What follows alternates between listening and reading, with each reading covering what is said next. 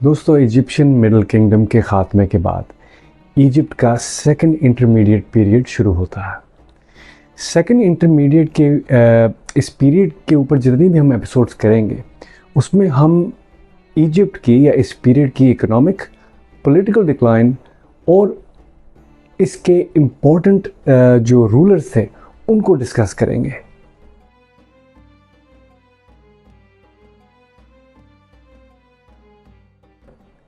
हम ये देखेंगे कि हिक्सोस की इनोवेशंस, लेगेसी और रूलर्स ने इजिप्ट की आखिरी सदी एज अ मेजर पावर देखी। चले शुरू करते हैं सेकंड इंटरमीडिएट पीरियड के मशहूर और इन्फ्लुएंशियल फेरोज़ के साथ। आज के एपिसोड में हम थुथमोस द सेकंड को डिस्कस करेंगे। अगर आप समझते हैं कि मिस्र सिर्फ पिरामिड्स और ममीज़ का मुल्क था तो तैयार हो जाएं दोस्तों, क्योंकि इस फेरो ने सब कुछ बदल के रख दिया था। थुथमोस एक अनोखा बादशाह था। सोचिए 1506 बीसी के टाइम में, इस ज़माने में मिस्र का ताज खाली था, कोई वारिस नहीं था जो इस तख्त को संभाल सके। तभी थुथमोस इस तख्त को संभालने के लिए सामने आया। ये शख्स शायद एक जनरल था, राजा नहीं था, लेकिन जब मुल्क को लीडर की ज़रूरत थी तो थुथमोस ने ताज पहना और फिर कभी पीछे मुड़ के नहीं देखा।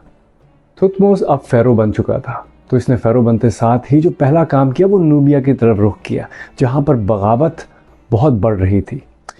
लेकिन ये उसकी सबसे बड़ी गलती थी।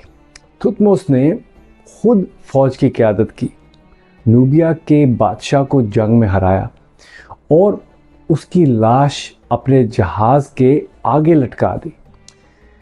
ये उसने सबको, या जो उसके दुश्मन थे उनको सबक सिखाने के लिए किया, और ये एक मैसेज था इर्द गिर्द के हुक्मरानों के लिए और उसके दुश्मनों के लिए। ये एक स्ट्रेट मैसेज था, एक धमकी थी कि जो भी उसके आगे खड़ा होगा उसका अंजाम ऐसा ही होगा।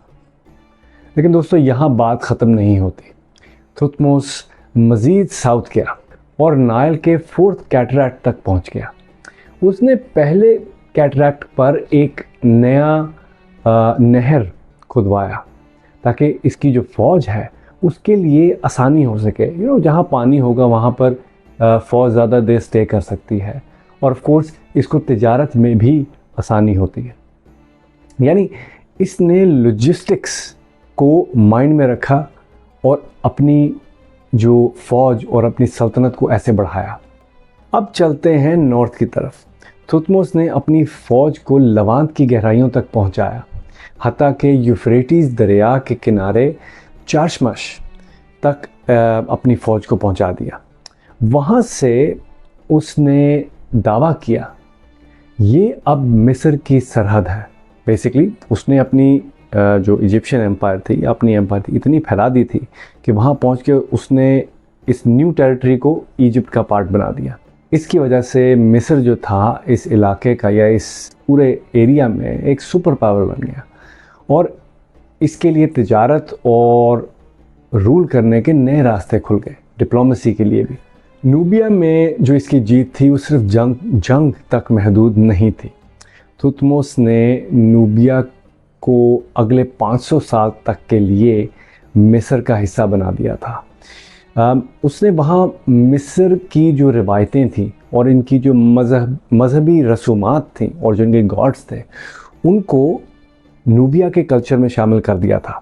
वहाँ के वफ़ादार जो अपने इसके वफ़ादार लोग थे, जनरल्स थे, उनको नूबिया के अंदर मुकर्रर किया ताकि वो वहाँ का इलाका संभाल सकें, और इसने नूबिया को एक सही तरीके से इजिप्ट का या अपनी सल्तनत का हिस्सा बना दिया। मिस्र के अंदर भी ये तो नूबिया का जो हिस्सा था या ये इसकी जो एक्सपेंशन थी ये तो इजिप्ट के बाहर थी, लेकिन इजिप्ट के अंदर भी इसने अपना असर बहुत बढ़ाया। उसने इजिप्ट के जो इलाके थे जिसमें अबीदोस, मेम्फिस, अरमंत, एल-हिबा और एलिफेंटाइन, इन सारे इलाकों में शानदार बिल्डिंग्स, मंदिर्स या जो पिरामिड्स थे वो बनवाए। थीब्स में करनाक मंदिर जो ऑलरेडी एग्जिस्ट करता था उसको इसने मज़ीद और ज़्यादा बड़ा किया, नए पायलॉन्स, इंक्लोजर वॉल्स और ऊंचे ऊंचे अब्लिस्क भी बनवाए। मैं उन सब चीज़ों की तस्वीर लगाऊंगा ताकि आप समझ सकें कि इसने क्या क्या काम किया।